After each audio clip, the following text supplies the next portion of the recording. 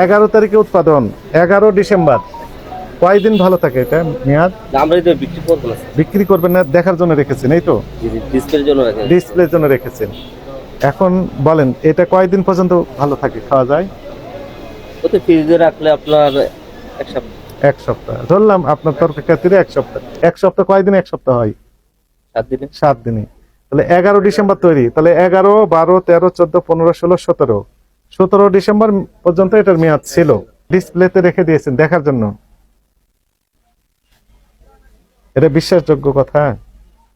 এটা তো আমার বিশ্বাস, আমার তো জানা সত্ত্বেও এটা কি বিক্রি করবে, সবাই এটা ডেট দেওয়া আসতো, এই জন্য এটা বিক্রি করি না। এটা তো সবাই দেখবে, এটা মানে সবাই দেখবে, এটা বিশ্বাস করবে? ক্যামেরার সামনে আপনি বলছেন কথা। জি জি। না, এটা ডেট তো দেওয়া আছে, তো আমি তো এটা বিক্রি করবো না, জন্য তো এটা রাখছি, বুঝছেন?